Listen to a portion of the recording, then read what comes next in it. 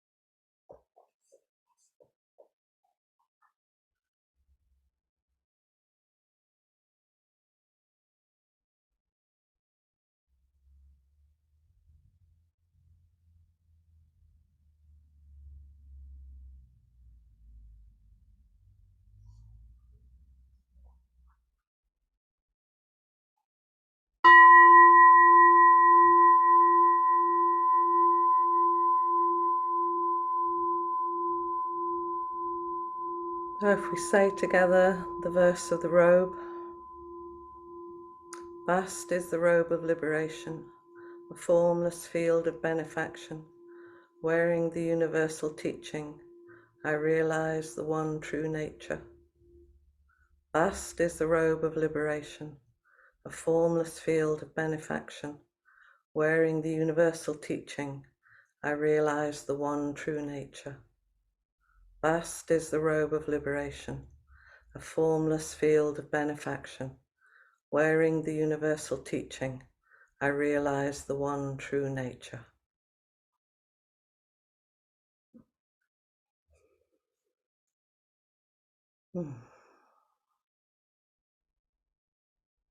I was just sitting here feeling such a lot of gratitude for people coming, making the effort to be here and to create a space that we can share and explore and meet. And I'm really grateful to Flint for asking me to sit in this seat just a little while before I'm entrusted as a lay Zen teacher, and it feels like such an honor and a privilege and and a little odd as well, all of those things. And at this moment in time, I'm kind of really aware of the danger that so many are living in the world, so much harm and hurt that's happening at the moment. And there's a way in which I don't want to betray the privilege that we have of sitting in comfort, to really acknowledge that right now we're sitting here in a degrees of relative safety. And I am also deeply grateful to my practice, because it feels like practice is one of the ways to make a container where we can sit in comfort and live together in our troubled, terrible, miraculous world. So for this next space of our time together, I'm also thinking of and sending thoughts to all those people who aren't sitting in comfort and don't feel supported and loved. And it feels like that sense of living with paradox and finding a kind of container that's big enough to hold all of this has certainly been my life's journey. Finding enough space to have all of the parts of me that I've struggled with or other people have struggled with, and to find a space for all of that. And I imagine for most of us sitting here, that's also part of your journey, to how do we live with this immensity and ordinariness of being human. And today I'm kind of really noticing the extraordinary thing is I'm sitting on the other side of the camera, and I'm not. So I'm sitting in exactly the place that I've sat in for 2 or 3 years now, coming to the Cloud Sangha, and I tell you, my heart does not feel quite the same. So there's a degree of kind of like, oh, this is a little different. So to be here, and on the other side, and what is different, and it's absolutely something, and it's absolutely nothing. And for me, being invited to be a teacher has been such an opportunity to explore this sense of what is the same and what's different. And one of the things that I've been thinking about a lot is thresholds, because I feel like I'm kind of sitting on one. I'm sitting right before the door, where I'll find out what's different or not. And a threshold can mean all sorts of things, from the kind of really simple, it is literally the strip of wood between that goes by a door that you step over to enter a room or a house. And it's also a point of entry and beginning for courses or something that you're going to do. And it's also, it says it's the magnitude or intensity that must be exceeded for a certain reaction. So we all have internal thresholds, things that we find tolerable and then suddenly they're not tolerable. We have those kinds of thresholds as well, and the maximum level of radiation or concentration for it to be acceptable as a certain kind of risk. So it's also about kind of thresholds are about safety and danger. And it's definitely a dividing line, a crossing between in and out, and a tipping point. So we're all used to, and we will all have experiences of thresholds, places that we have perhaps hesitated on the edge of, or turned away from, or had to manage in some way. And I think a lot of us dive over thresholds because they're so uncomfortable. It's like, let's get this over with. Oh God, Lord, let's just do it. So this sense of kind of walking in a really measured way towards a threshold has been a really interesting practice for me. And I'm sitting very much with my kind of oscillating need to not do it. Let's just walk away from here, you know, before it all happens. And another, just let's get it over with, you know, let's just... And it's really interesting to keep coming back to finding a place that's just, I can hold it and just be with it. So I'm practicing curiosity. I'm really practicing. I have no idea about this. I really have no idea about this. Of course, I have tons of ideas about this, and I have no idea about this. Mary Oliver, in her beautiful poem When Death Comes, says, I want to step through the door full of curiosity, wondering what's it going to be like, that cottage of darkness.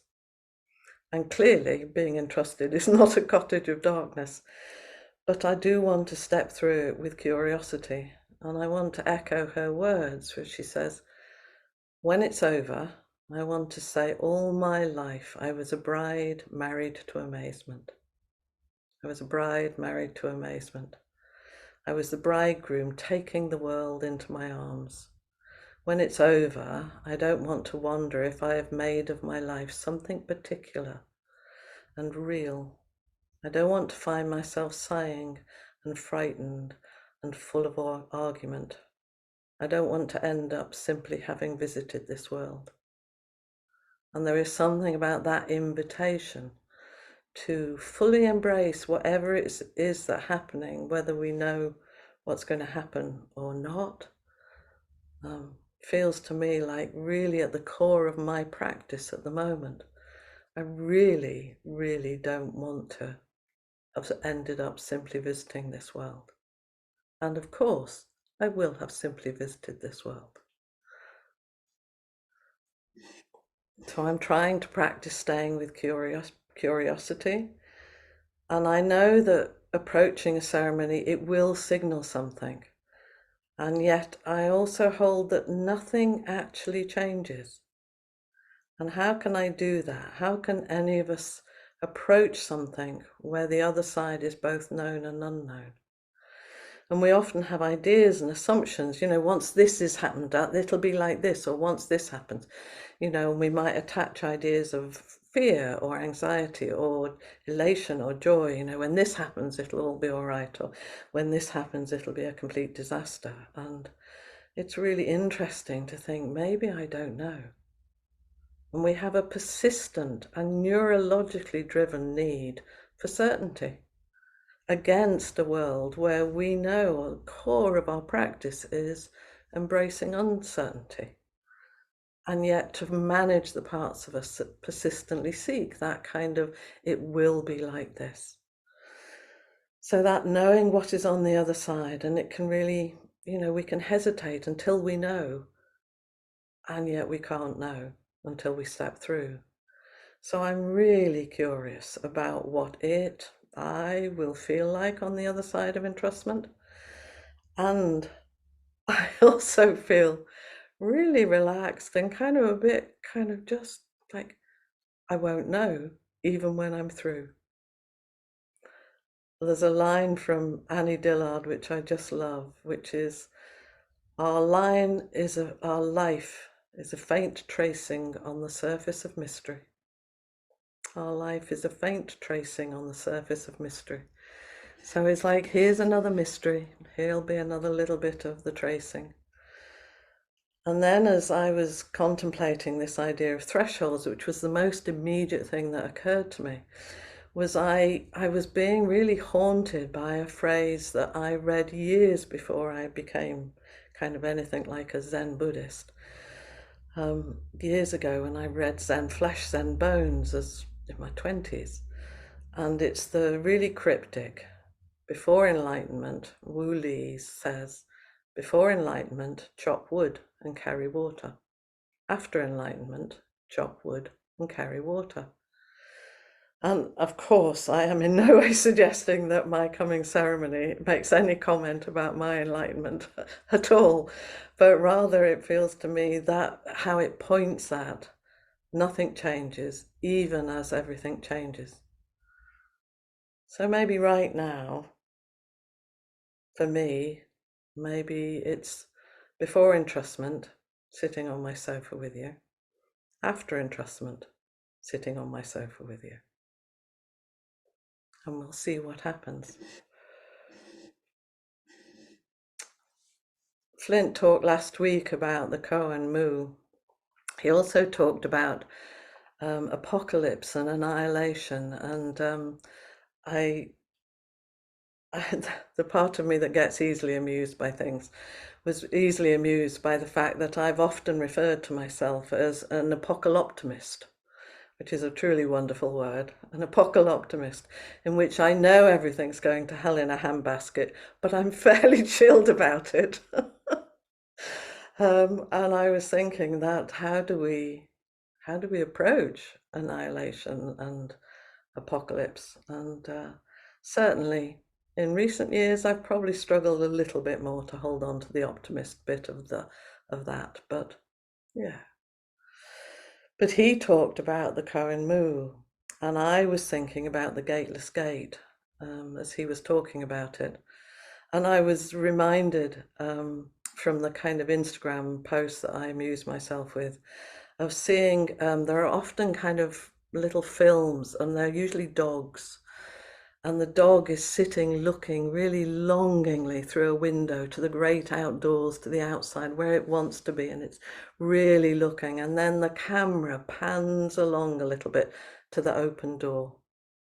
And, and I sometimes feel like our practice is a bit like that. We're all kind of got our noses against the window, really looking at our idea of freedom on the other side. And yet somehow there is this open door that's really close to us. So that sense of a perceived barrier, there is no barrier, but it has to be crossed all the same. We have to notice where the open door is. Mumon said, the great way has no gate. There are 1,000 different roads. If you pass through this barrier once, you will walk independently in the universe. So there is no gate, no threshold, but there is a barrier. But the barrier is not between here and there. It is between our sense of separation and the emptiness that encompasses all things, which are barriers and no barriers. And then I read a beautiful piece by someone called Yongey Mingyur Rinpoche, who was talking of a Tibetan, much more Tibetan kind of concept called the bardo. He said, consider the term bardo. It signifies an intermediary state, a pause that resides between moments. A pause that resides between moments. In this sphere of existence, one uncovers an abundant opportunity to truly comprehend oneself, to delve into the depths of reality, and to explore the intriguing crevices of these transient moments. The impending void can indeed induce fear, yet it's this very gap that transforms the perceived problem into a solution, cultivating joy in the process. What a gorgeous idea that is. The very gap that transforms the perceived problem into a solution, cultivating joy in the process. The key lies in acceptance and the courage to navigate through this bardo, embracing it as a pivotal moment in one's journey, of which there are many. Armed with the right guidance, one can metamorphose these moments into adventures, opportunities for self-growth and transformation. Thus the bardo in essence becomes not a void to fear, but a threshold to cross with awakened consciousness. So I'm kind of really intrigued by this idea of space and no space and the threshold that we have to cross to find that there wasn't a threshold. And I'm hoping that kind of has a sense of resonance for people of how many times we've hesitated before something and then we've done something and it's like, oh, now it's like this. And maybe it wasn't anything like I imagined. Maybe it was. As I was imagining this bardo, this place of pause that I'm in and not in, I thought about how we construct ourselves out of our experiences and our narratives and to explain who we are. And there's been some gorgeous research that shows as humans, we have this incredible tendency to make a reason as to why we're doing something.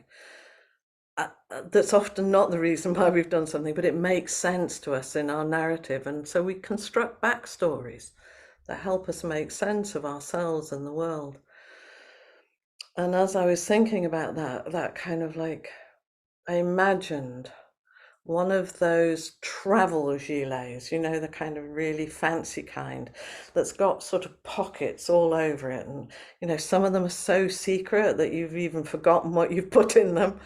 You know, but you've got this thing, and then to life, you're kind of pulling out of a pocket, you know, well, what would my response be to this? And so I reach into a familiar pocket. Oh, here's a quote. You know, I know what my brain like. You know, here's a poem, here's a quote, here's a little sliver of my history.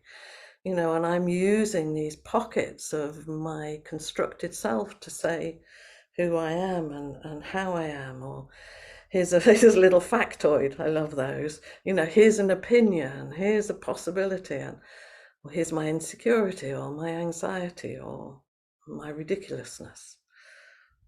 And as I was thinking about that and thinking about emptiness, I was thinking about what it would be like to have a pocket of emptiness, a little pocket that wasn't predetermined. And there was a pocket in which I could kind of put my hand and not know what was going to come out of it, but have some trust that it might be an appropriate response. And in Hakomi, which I've taught for some years, is we would often use the phrase, you know, knowing the difference between what's called up and what's called for. And I was thinking what's called up is all the stuff from the pockets. But sometimes what's called for is not knowing quite how to respond, except in the moment, to what's actually present. And I loved Suzuki Roshi uses the lovely phrase, letters from emptiness. And he says, when you see a plum blossom or hear the sound of a small stone hitting bamboo, that is a letter from the world of emptiness. And I was thinking, well, maybe I couldn't find a letter, but I might find a postcard. I might find some small place of emptiness. And the more I contemplated that, and was sitting with that idea of what would it be like to put my hand in the pocket where I don't know what's going to come out, I could feel both terror and joy. Real terror and real joy in that possibility. And the more I kind of thought about it, I then got really interested in what would it be like to really do that thing we say, I take refuge. I take refuge in Buddha. I take refuge in Dharma. I take refuge in Sangha. What if the pocket was the place I took from, where I took refuge? And so I was thinking that would be really interesting to trust that. And then I was thinking, what would it be like to be naked, to have no pockets? And while that might be something I don't exactly wish on the world, it was a very intriguing idea of like, what would it be like to let myself respond from a place where I don't know what's going to happen? And so that's really been what I've been chewing around, and I hope it has some resonance for people in how we meet this strange, peculiar life we have. How we might stop relying on what we know and trust that what we don't know might be bigger and more interesting, maybe more joyful than what we think we know. And I came across a poem by W.S. Merwin that I hadn't read. And I love that. I love the kind of like, oh, here's somebody saying it kind of this way. So I read this poem in the light of pockets of emptiness, postcards of emptiness, not knowing. It's called How It Happens. The sky said, I'm watching to see what you can make out of nothing. I was looking up and I said, I thought you were supposed to be doing that. The sky said, many are clinging to that. I'm giving you a chance. I was looking up and I said, I am the only chance I have. I am the only chance I have. Then the sky did not answer, and here we are, with our names for the days, the vast days that do not listen to us. I am the only chance I have. And the sky didn't answer, and here we are, with our names for the days and the vast days that do not listen to us. So, if any of you are interested in this adventure of not knowing, I'm ever so reluctant to say, ask me a question, because you're most likely to get, I don't know. But if you would like to meet, I'd be absolutely delighted to do that.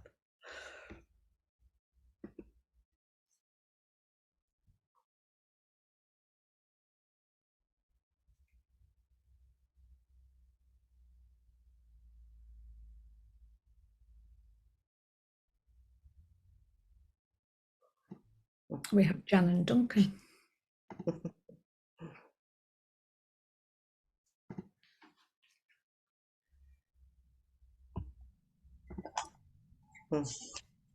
Hello, Trudy. Hello, Jan. Hello. Well, and hi, Duncan. Yeah, I'm sitting on my sofa, and I've seen you sit on your sofa, and here we are, and nothing's different, and everything's different. Yeah. I just wanted to come up and embrace not knowing what the hell I was going to say, actually.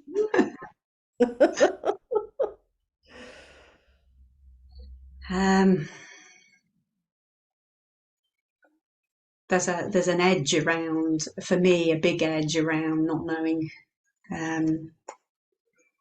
I've been playing with not knowing is most intimate for a long time. And then it falls off the shelf and I forget. So I'm really grateful to have it put in front of my face again. I've been clinging to a lot of knowing recently, finding answers for. Um, And it serves you well, doesn't it? yeah, it does actually. It's important not to rubbish it. So yeah, thank you. It serves me well very often. Yeah. Mm. And And um,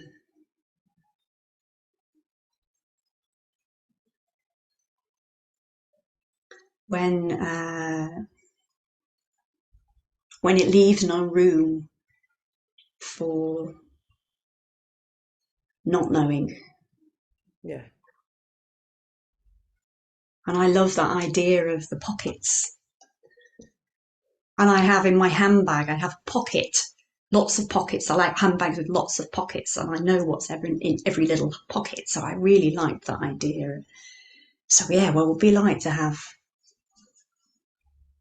not know and have in my pockets and see what I find? Mm. What are you finding right now? A lightness. Yeah. There's a bit of joy. There's a bit of like excitement. Yeah. Um, yeah, some joy. Yeah, I can feel that. I can really. I've got what I often think of as my response is my waggy tail. You know, my tail's wag. Yeah, yeah, yeah. I feel a bit waggy too. Yeah, yeah, yeah. Like there is something joyful in that. Yeah, yeah, yeah. It feels like, yeah, sort of a threshold. I've gone through a threshold of sort of grasping at the knowing and like, oh yeah, there's that not knowing place. I need to go there more often. How big it is. Yeah, it's like it's massive. It's so expansive, full of possibilities. Yeah. Yeah. Oh, thank you for sharing that with me. Thank you. I'm so delighted to be with you in inquiry. Thank you Mm. very much. Thank you. Mm.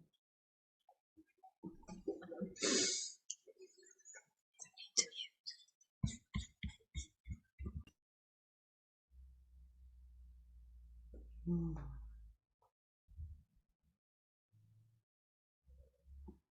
Cassie. Mm. There we go. Hi, Cassie. Hi, Trudy. I raised my hand because I have a waggy tail. And I as we began our sitting and as you spoke, I could tell that I was smiling all the way through it. That I was just like, oh, my cheeks are hurting because I'm smiling. And then I'm feeling so touched that my eyes are watering, and I'm going to carry my pocket of emptiness. That Mm. um that that was a turn. That's a nice and it's a nice turn of phrase, but it's a nice turn. Mm. Um so I have some deep appreciation for what you brought, and most tenderly the way you brought it. Mm. And I'd like to offer a deep question, and I Mm. don't have one. Thank God.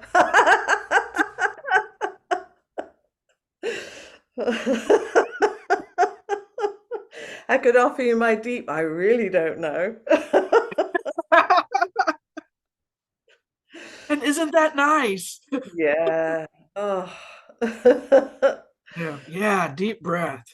uh Yeah. I very much am looking forward to your teacherhood. Thank you. We'll have an adventure finding out what it is, won't we? Yeah, yeah, I'll be there with you. Yeah, I feel that. Thank you, Cassie. You bet. Thank you, Trudy. Whew. We have Suzanne next.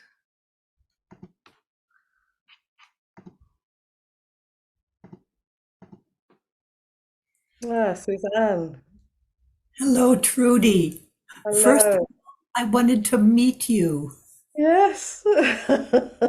We've had a number of emails, which has just been lovely. But when I knew, actually, Maria reminded me that you were teaching today, which I was so glad of. Um, I'm so glad to meet you and so appreciative of what you said about this time prior to entrustment. I very much identify with you. And I'm still finding it out, and it's been 2.5 years. So I'm kind of hoping you'd tell me. what's that? Flint often, but that his mentor often said, "Well, that's such a good question. It just doesn't deserve an answer." Yeah. Kind of thing. I was really touched that you cited Mary Oliver's poem, especially the end of it. It reminded me that I recently heard something that George Bernard Shaw supposedly said. He said, I want to leave this life all used up. And I thought, yes. Yeah. Yes. And since we don't know when that time is, I think it just behooves me to live as fully as I can and fully as possible. Yeah, it's a real invitation, isn't it? It is. It is. It's not like keeping the china for the best day, it's like, don't keep it for best, break it, use it. Yes. Get the joy out of it. Yes. Yeah. Yes. And now that I've said that and heard what you said, entrustment was a doorway into that. Yeah.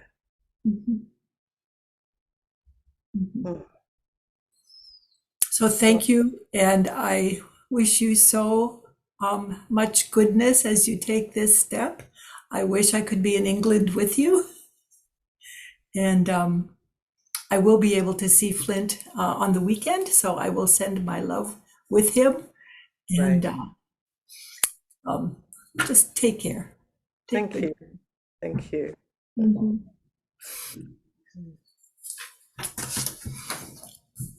we have Ryan next. Hi, Ryan. Hello, Trudy. Can you hear me all right? Perfect. Well, I'm visiting your couch from Austin, Texas, and it's just so wonderful to listen to your teachings today. I really appreciate it. Thank you. What it brought up for me, it was interesting hearing your remarks. I'm like, well, part of it is clearly prepared, and I love the thoughtfulness you put into it. But part of it, I could feel you just responding and being responsive and open. So I love this pocket of emptiness, but also there's some structure and some thought going beforehand. And you talked about what's coming up versus what's coming forward. Yeah. I'd love for you to distinguish that a little bit more for me, especially in sort of feeling it in your body. Like I'm a kinesthetic learner, so understanding, hey, am I trying to hold on something too tightly here and structure it?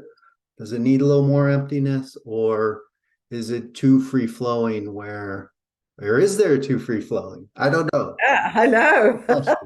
That's the thought, isn't it? So, I think you feel like you've really already got something because you've got some sense of, is it about structure or is it about spontaneous responsiveness?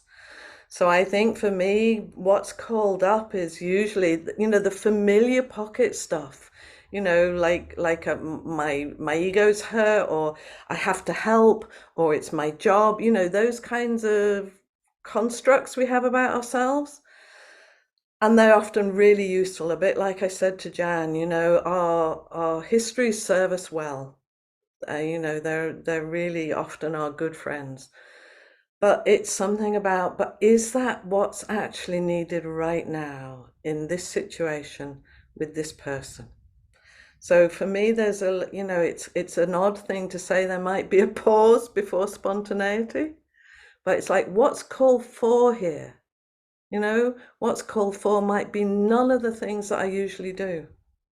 You know, and what's called for is often a kind of like, what's actually needed, not necessarily from me, but for this situation right now.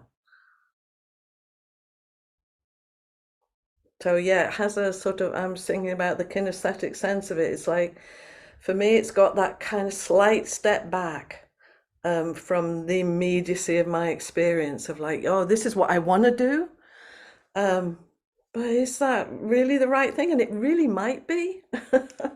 But it really might be, yeah, seeing what happens, what's called for.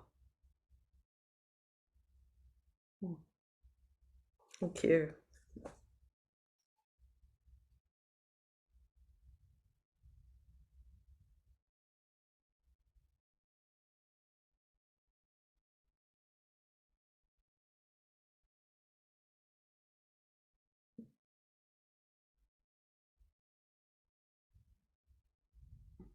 Joel.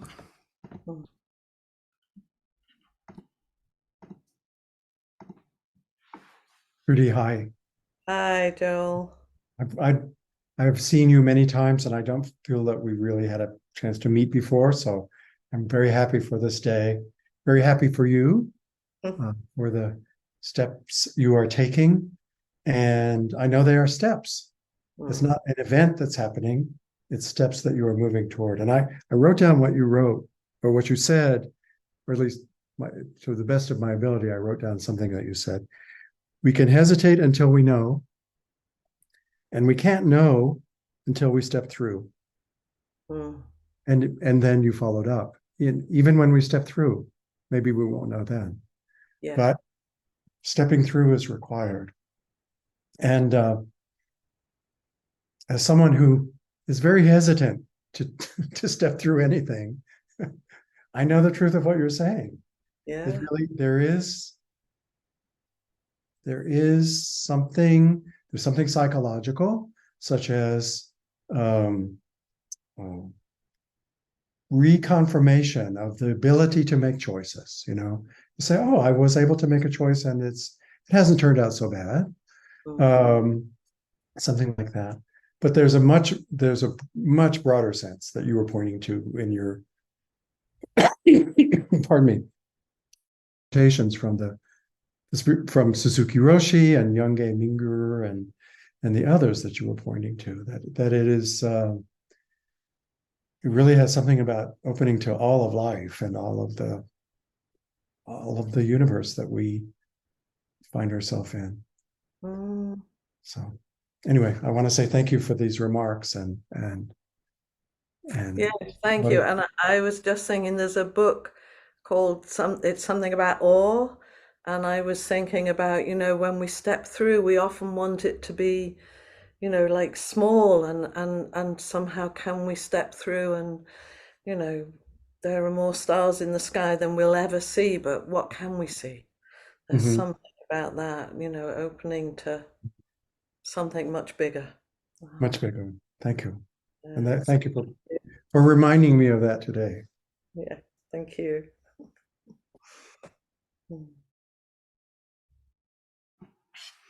Julia.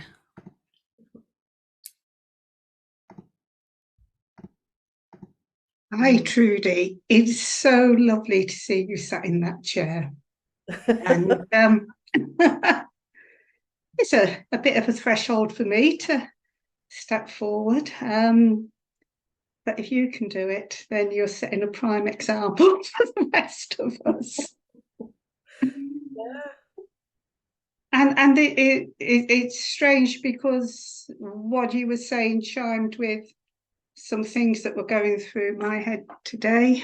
I took a walk through the wood, which is always a beautiful experience, and just processing some things, I think, following a bit of a discussion with your dear other half.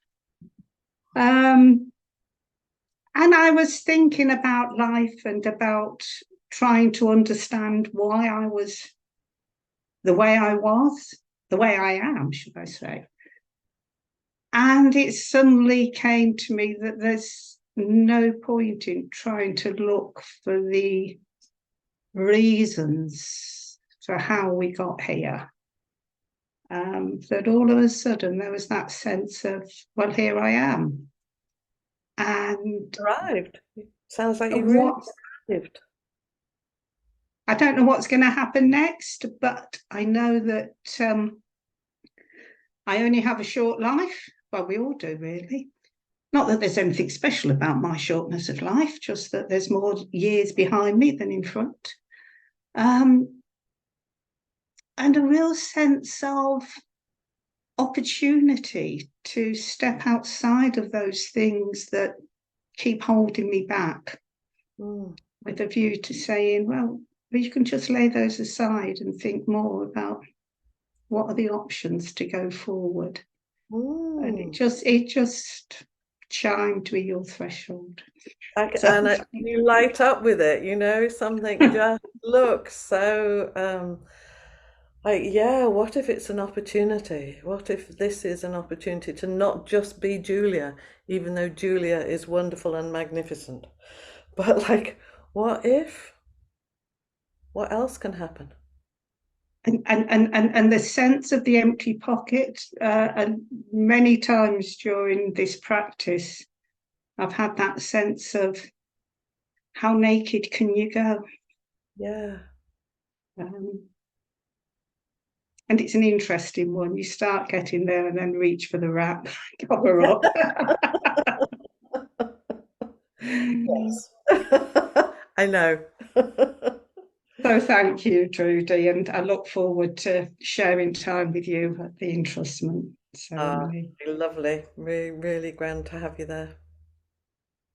Thank you. And we have Maria next. Here we go. I'll lower my hand. There we go. Hi, I love what Julia just said. How naked can you go? But there's something about that threshold. I've always noticed thresholds in my life, and you talking about them today was really quite poignant, I think. But it's like we meet a threshold, and it's like it's that waiting to feel ready, always waiting to feel ready. And I've never felt ready, and I've always had somebody, luckily, at the threshold who's just picked me up and put me over. You've been one of those in one of the periods in my life that's just come on, you're ready. You know, my driving instructor after 3 years of lessons, come on, you're ready. And there's always this, but it's that just thinking lately about that pocket of emptiness and about sitting in that still place, and because it's like, what does ready look like? We're waiting. What does it even mean, Maria? It's like we can wait to be ready, but we wait forever because we just don't know what it looks like, and we're waiting for something to feel completely ready. But there's always going to be like a hesitance or a restlessness in something new, or a fear, or a shakiness, a tremor. All of it. And if we think being ready means we're like, with a pre-basted chicken just to go in the oven, and that's all that's going to happen, I'm all prepared and now you just cook me, it's like it misses the whole transformation of being cooked. We're never ready. We're always ready. And there's that kind of, if we're always meeting places and people with an idea or a preparation, it's like there's something about missing the meat, always missing the meat, because you're ready or there's an energy, rather than like you were talking about reaching in that pocket of emptiness and just sitting there in that still place and just waiting, like Ryan was talking about, waiting for something to come forward, rather than what would Maria do? She's like, it's a bit quiet here, so let's make let's kind of fill in the space a bit, let's, rather than, is that really required right now? And just to sit and see what arises, how different that is when we just, like you said about pause. What would it be like right now if we just sat and looked at the universe together? Mm. Mm. Mm. Yeah, and it's that pause that you were talking about, that always going into the pause, into the pocket, into the empty place before responding. And like you said, it might be that, let's all have a bit of a giggle, or it might be there's something a bit softer required here, but you can't meet the air if you're busy preparing. You can't meet it, can you? It's that, just settling, letting our systems settle. And I think that's where I'm up to. I'm still watching the universe. What are you doing? I'm filling the space up.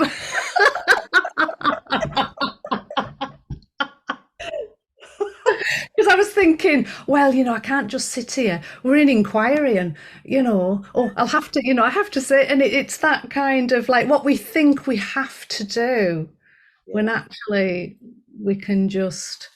The universe is doing just fine. And there's nothing to do. No.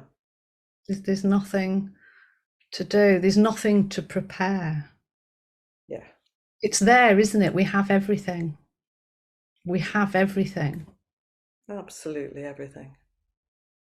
Mm.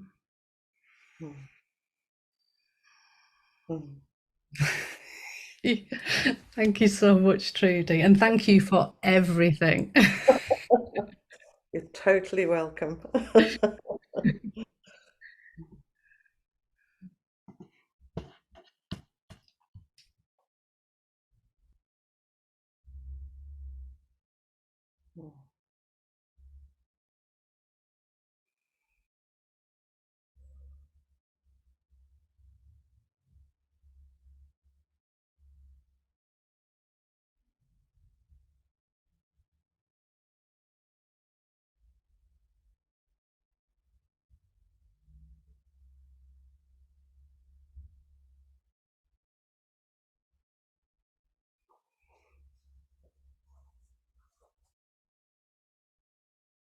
So I'm just going to, what I'm feeling is, real gratitude for the people who've come forward, but also for everyone else being here and having this opportunity to meet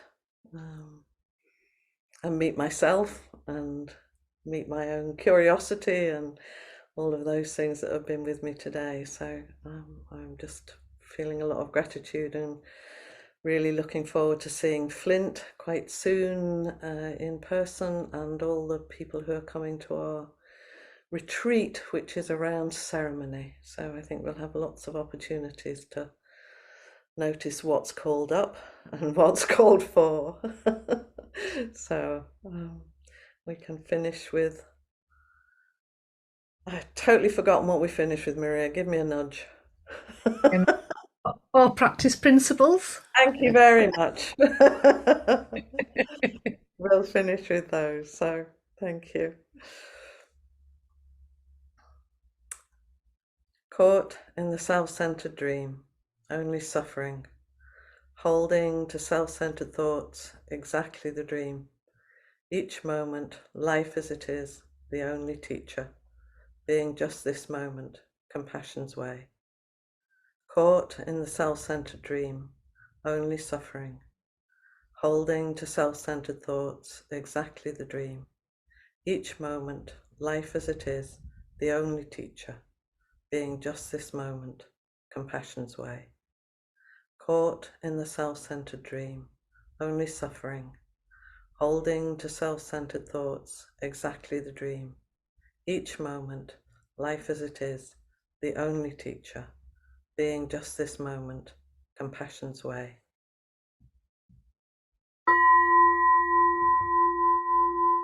Thank you all for being there, and I look forward to seeing some of you in person very soon. I think, Maria, you're on the porch.